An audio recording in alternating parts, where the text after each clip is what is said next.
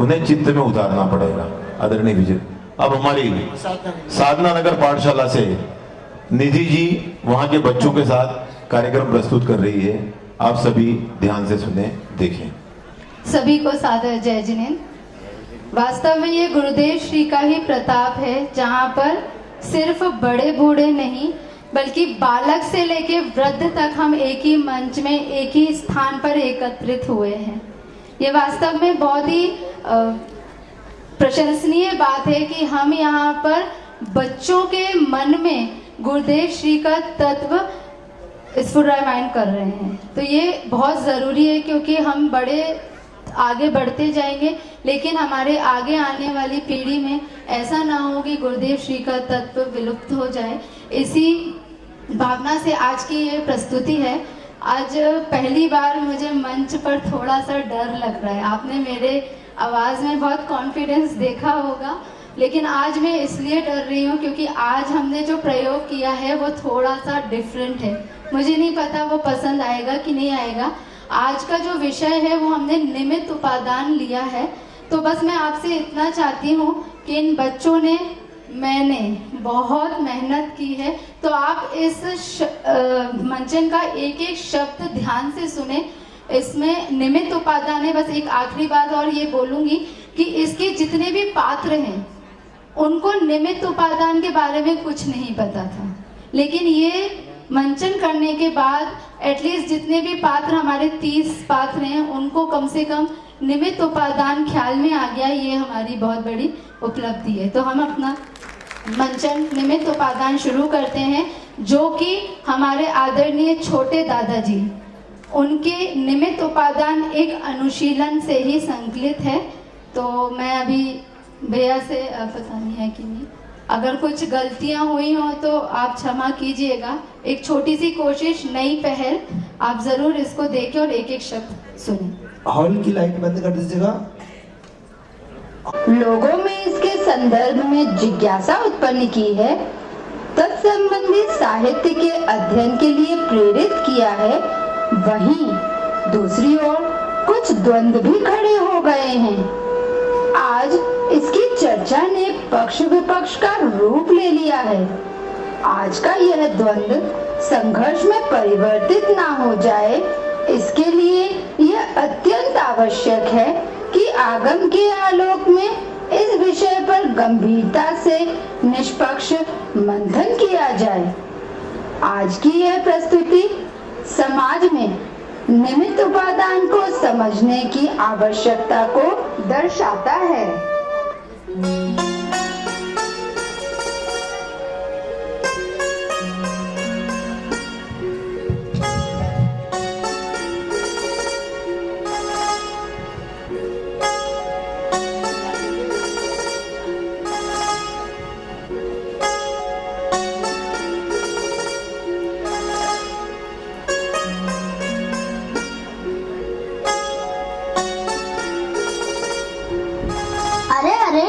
आप सब कहाँ जा रहे हो?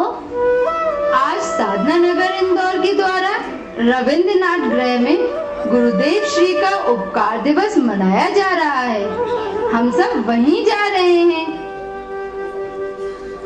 सुना है वहाँ साधना नगर पाठशाला के बच्चों द्वारा जैन दर्शन के आध्यात्मिक क्षेत्र में बहुचर्चित विषय निमित्त उपादान की चर्चा होने वाली है। आध्यात्मिक सत्पुरुष पूज्य कांजी स्वामी के उदय के साथ साथ जो विषय बहुचर्चित हुए, जैसे क्रमबद्ध पर्याय, निश्चय व्यवहार, निमित्त उपादान, उन्हीं में से एक प्रमुख विषय है। अच्छा, ये तो बहुत ही आनंददायक है। चलो चलो हम भी चलते हैं।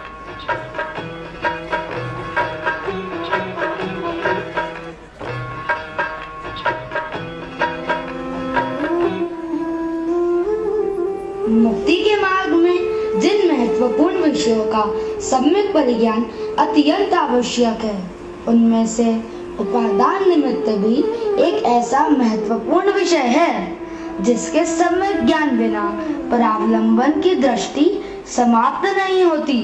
स्वावलंबन का भाव जागृत नहीं होता, मुक्ति के मार्ग का सम्यक पुरुषार्थ भी स्फुरायमान नहीं होता। निमित्त उपादान की चर्चा ने जहाँ एक और लोगों में इसके संदर्भ में जिज्ञासा उत्पन्न की है, वहीं दूसरी ओर कुछ द्वंद्व भी खड़े हो गए हैं। आज इसकी चर्चा ने पक्ष विपक्ष का रूप ले लिया है। आओ इसका एक नमूना तुम्हें दिखाते हैं।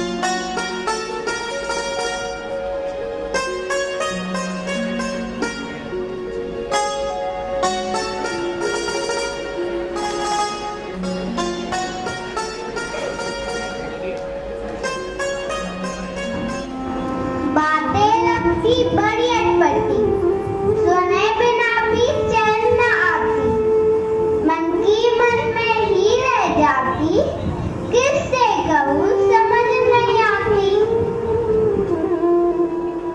राजकुमार के बिना किसी बड़ा तभी भी बनते देखा, क्या पेट्रोल बिना की मोटर कार या ट्रैक्टर चलते देखा, क्या कार या ट्रैक्टर चलते देखा। ये कहान जी स्वामी कहते हैं, मिट्टी भी तो घड़ा बनाती। कैसा गजब जमाना आया, कैसा गजब जमाना आया, आंखों देखी झूठ कहाती। क्या शिक्षक के बिना किसी को अब तक बात समझ में आई? बिना दवा खाए रोगों से बोलो किसने राहत पाई, बोलो किसने राहत पाई।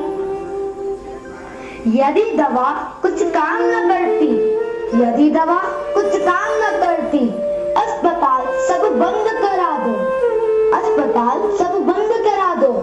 सारे स्कूलों में जाकर, सारे स्कूलों में जाकर आप अभी ताले जड़वा दो, आप अभी ताले जड़वा दो।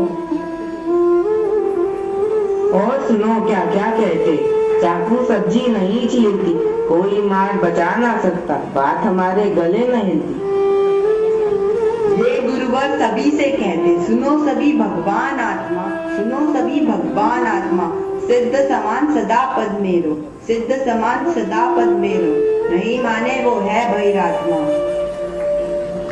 और सुनो हम तुम्हें सुनाए, और सुनो हम तुम्हें सुनाए, सुनने से भी धर्म न होगा, चाहे छोड़ो पत्नी परिजन, चाहे छोड़ो पत्नी परिजन।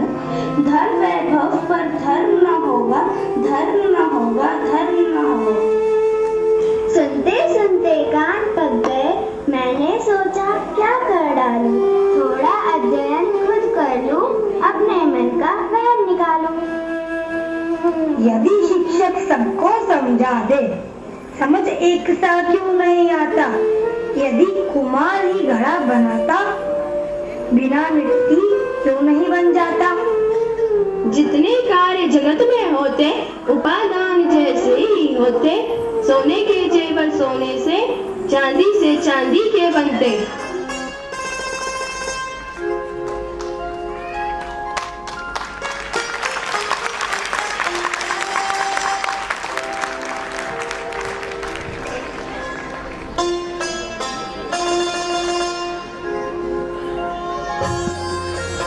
वाह, वस्तु स्वरूप समझने में तो कितना आनंद है।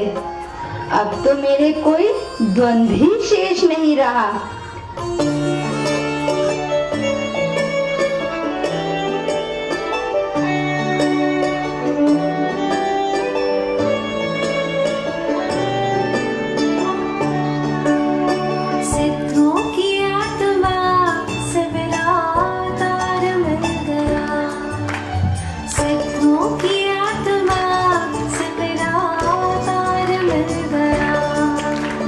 वो वीतराग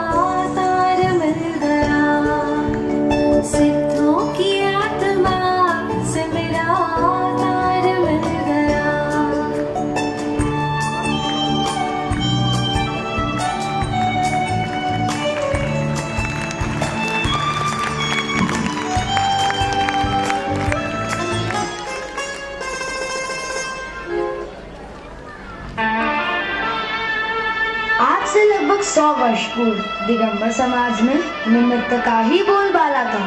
निमित्त कार्य करता नहीं, यह तो किसी ने कल्पना भी नहीं की थी।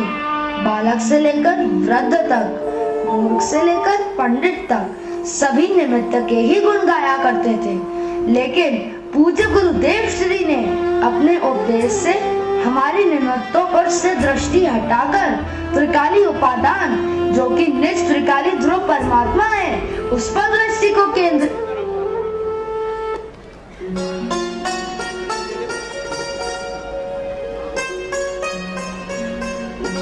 निमित्त और उपादान का सही स्वरूप नहीं समझने के कारण आत्म कल्याण रूप कार्य करने के लिए भी यह आत्मा पर पदार्थों के सहयोग की आकांक्षा से पर की ओर ही झांका करता है, स्वयं की ओर देखता तक नहीं। अतः यह समझना अत्यंत आवश्यक है कि अपने आत्मा के कल्याण का कार्य तो स्वयं के आश्रय से, स्वयं की पात्रता से, स्वयं में ही संपन्न होता है। पर पदार्थ तो उसमें मात्र निमित्त ही होते हैं।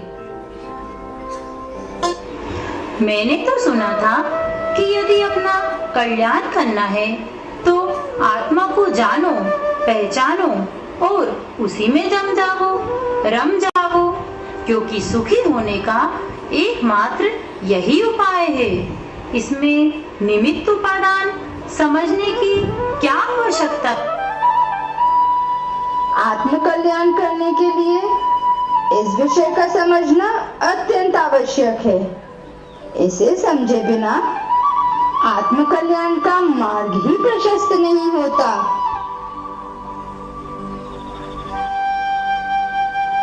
उपादान निमित्त के सम्यक परिज्ञान के अभाव में जिनागम में प्रतिपादित वस्तु व्यवस्था को भी सम्यक रूप में समझना संभव नहीं है। उपादान निमित्त संबंधी सम्यक ज्ञान के अभाव में या तो निमित्त को कर्ता मान लिया जाता है या फिर उसकी सत्ता से ही इनकार किया जाने लगता है। अतः यह आवश्यक है कि हम उपादान निमित्त को द्वंद्व के रूप में न देखकर, उनके पक्ष या विपक्ष में भी कुछ ना कहकर, उनके स्वरूप पर ही आगम के आलोक में विचार करें। उनका स्वरूप सम्यक रूप से स्पष्ट होने पर संपूर्ण स्थिति सहज ही स्पष्ट हो जाएगी। वाह, यह विषय तो अत्यंत उपयोगी मालूम पड़ता है। इसे समझने में हमें अपनी पूरी शक्ति लगाना चाहिए, समय लगाना चाहिए, उपयोग भी लगाना चाहिए। धन्य है गुरुदेव श्री, उनका महान उपकार है जिन्होंने बताया कि कार्य पर्यायगत योग्यता के सद्भाव में सहज भाव से ही संपन्न होता है। आकुलित होने से कोई कार्य नहीं होता। प्रत्येक कार्य स्वसमय में स्वयं की योग्यता रूप उपादान कारण से ही संपन्न होता है, और जब कार्य होता है तो तदनुकूल निमित्त भी होते ही हैं। उन्हें खोजने नहीं जाना पड़ता। हम समझ गए, पर यह नहीं समझे कि गुरुदेव श्री कौन है।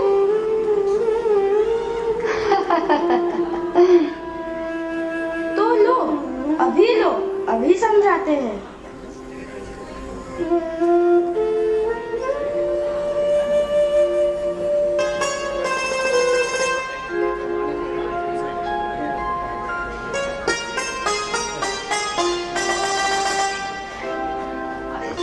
वाद विवाद में क्यों उलझे हो, छड़ी बहस किस बात पर, अनेकांतमय धर्म हमारा क्यों बहते जज्बात पर। यह बहुत शिकायत है, नहीं समझ कुछ आता है। जिन शासन के मर्म को बोलो, कौन यहाँ समझाता है, कौन यहाँ समझाता है। वस्तु व्यवस्था का ज्ञान कराए, ऐसे गुरु महान हुए। जिन शासन को पढ़े पढ़ाए, ऐसे गुरु कहाँ न हुए, ऐसे गुरु कहाँ न हुए। क्रियाकांड में लोग फंसे थे, तब एक गुरु महान हुए। जिन शासन का मर्म बताते, ऐसे गुरु कहाँ न हुए, ऐसे गुरु कहाँ न हुए। आओ भाई तुम्हें सुनाए गाथा गुरु कहान की। आओ भाई तुम्हें सुनाए गाथा गुरु कहान की। शुद्धात्म के शोधी खोजी गुरुवर श्री महान की, गुरुवर श्री महान की। उमराला में जन्मे कानू, किया उजम्बा घर पावन। मोती चंद के हीरे जन्मे, या जन्मे अनमोल रतन, या जन्मे अनमोल रतन। शुद्ध जिनागम का मंथन कर परमामृत रसपान किया। हूँ परमात्मा छू अनुभव कर शंखनाद प्रारंभ किया, शंखनाद प्रारंभ किया। कार्य विकल्पों से नहीं होता, मूर्ख व्यर्थ में कष्ट उठाता। निमित्त सहज ही मिलता ही है, उपादान जब ही जग जाता। हे गुरुदेव महाउपकारी, मोहनींद से हमें जगाया। पराधीन दृष्टि सब छूटी, मार्ग आज समझ में आया। मार्ग आज समझ में आया। समझ में आया।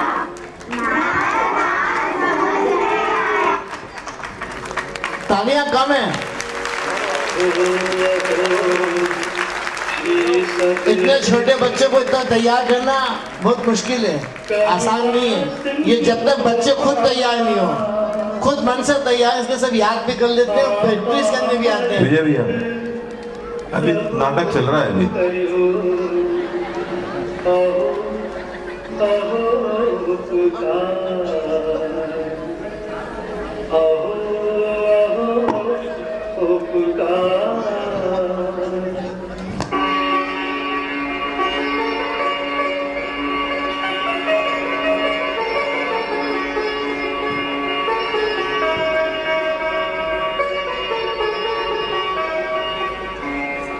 मुझ गुरुदेव न होते तो आज क्या होता। मुझ गुरुदेव न होते तो आज क्या होता। सत दर्शन का सूर्य अस्त हो गया होता। मुझ गुरुदेव न होते तो आज क्या होता।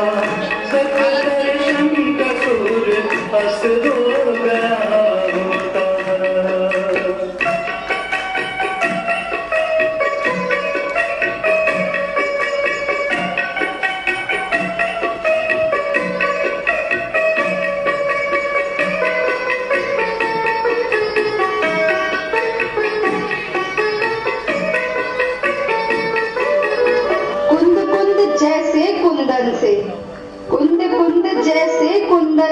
कुंद कुंद आचार्य हुए हैं। अमृत को बरसाने वाले अमृत चंद्राचार्य हुए हैं।